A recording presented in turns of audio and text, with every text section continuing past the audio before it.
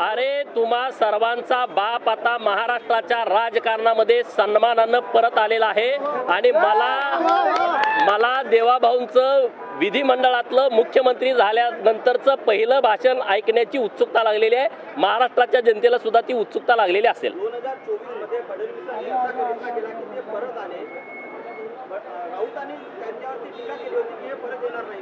अरे राऊत म्हणजे त्याच्या तोंडाची गटारगंगा आहे, त्याचा आता विषय तुम्ही लवकर घेऊ नका। महाराष्ट्राचा बहुजन समाजाचा तारणहार, शेतकऱ्यांचा योद्धा आणि जलनायक आणि बहुजन समाजाला बरोबर घेऊन जाणारा, खेड्यापाड्यातल्या जनतेला बरोबर घेऊन जाणारं नेतृत्व आता मुख्यमंत्री म्हणून या महाराष्ट्राला लाभत आहे।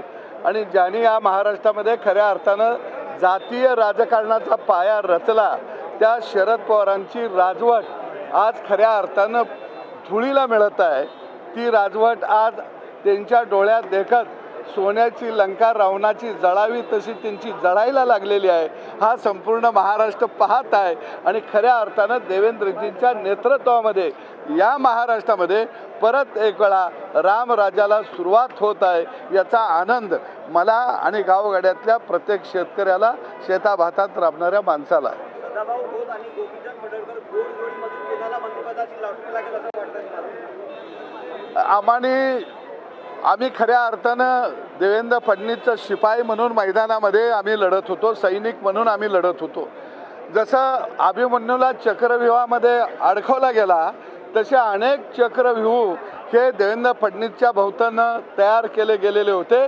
ते सगळे चक्रव्यूह तोडण्यासाठी खऱ्या अर्थानं आम्ही आमच्या जीवाची बाजी लावून त्या ठिकाणी खऱ्या अर्थानं ती लढाईच होती आणि ती लढाई आम्ही लढत होतो आणि त्या लढाईमधून आमचा अभिमन्यू सही सलामत पुन्हा येतोया याचा खऱ्या अर्थानं आनंद आम्हा दोघाला जास्त आहे।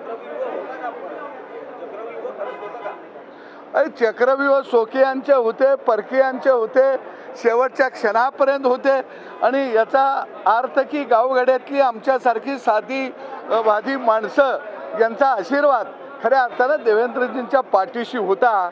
आणि म्हणून म्हणावं लागेल, लाख मेले तर चालतील पण लाखाचा पोशिंदा जगला पाहिजे, जिवंत राहायला पाहिजे, याच्यासाठी गावगाड्याची धडपड होती आणि गावगाड्याच्या आशीर्वादानं, राबणाऱ्या घाम घालणाऱ्या जनतेच्या आशीर्वादानं खऱ्या अर्थानं या पदापर्यंत